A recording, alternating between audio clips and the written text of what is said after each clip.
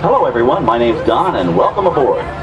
We're heading into the backlot of Disney's Hollywood Studios. This production area was built in 1988 as a Florida counterpart to the Walt Disney Studios in Burbank, California.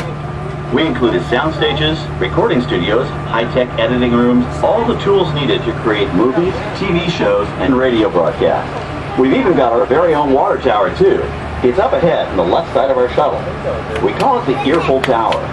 It's inspired by the water tower Walt Disney had built for his Burbank studio in 1939. Our Florida tower stands a lucky 13 stories high, and we added our own creative touch, a giant set of Mickey Mouse ears.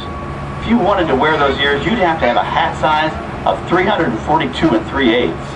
Up ahead, after the next bend in the road, you'll have a perfect opportunity to take a picture of this famous icon.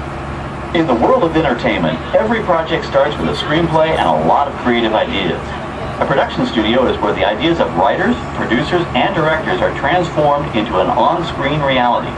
Within these huge spaces, filmmakers can literally create their own worlds. Our Florida sound stages are soundproof, weatherproof, and most importantly, air-conditioned. All vitally important for the cast, crew, and equipment. Many of the crafts needed for filmmaking are located right here on the lot. On the left, we have our own greens department. It grows flowers, trees, shrubs, and topiaries. A few well-placed plants can cover up empty spots in the set and add a touch of natural beauty to a scene. On the right are two of the aircraft from the 2001 blockbuster hit Pearl Harbor. These exact full-scale replicas of P-40 fighters were used in the special effect fight sequences. Of course, many of the planes you saw flying through the aerial battles or sitting on the ground weren't real at all. They were created entirely within a computer. Oh, keep your cameras focused to the right. We're coming up on that perfect angle of the Earful Tower I told you about. It's a true masterpiece.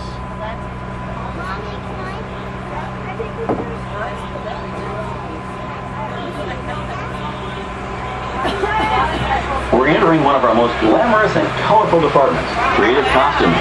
Every star has to have just the right wardrobe, and it all begins here with a designer's sketch. Our team of designers, seamstresses, and tailors can turn 1.5 million yards of fabric into over 25,000 costumes every year. Many of these costumes will become part of the shows and attractions of the Walt Disney World Resort. In fact, here in Florida, we have the largest working wardrobe department in the world. Why, Mickey Mouse alone has over 175 different outfits to choose from, while Minnie Mouse keeps more than 200 unique costumes in her wardrobe. On the left are costumes worn by the stars in recent studio productions.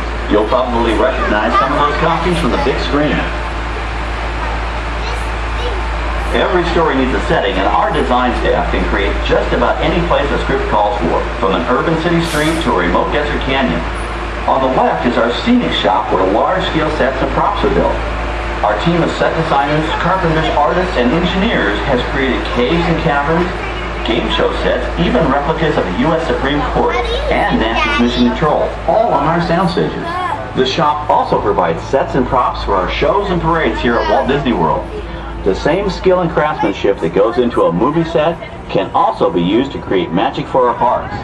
Either way, it's all about making dreams come true.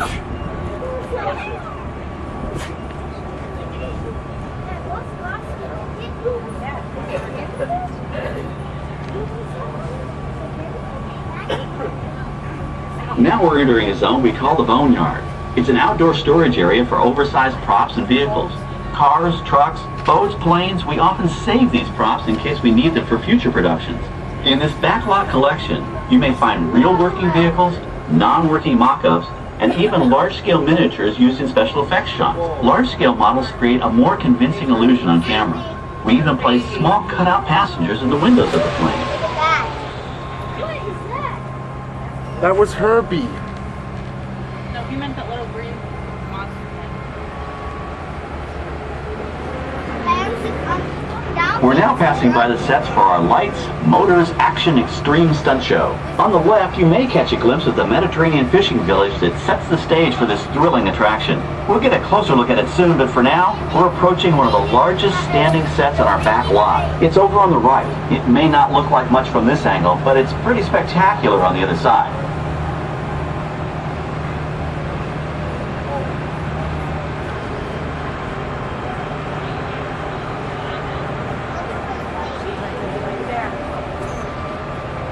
Was that the first Walt Disney World plane?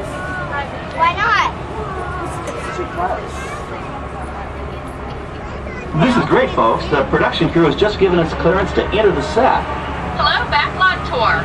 I'm Amy, a production coordinator here at the studios. I can see your shuttle heading toward our canyon set. I've given your driver permission to come in and take a look around. I'm up here with our effects crew, and we're getting ready to shoot a test sequence. Oh, on the way in, you're going to be crossing a wooden bridge, and things may get a little bumpy, so please, hold on to your belongings, especially hats, cameras, and glasses, and keep an eye on any small children in your party. And of course, please remain seated at all times. Welcome to the set. As you can see, we brought the bare, dry deserts of Southern California to green, typically humid Central Florida. This set is based on real locations that our production designer took pictures of. Our set crew spent about 6 months building the canyon, but we've used it for a number of TV shows and specials over the years. For our upcoming production, the script called for a tanker truck. We found this one in our Boneyard, but it was too big to drive into place.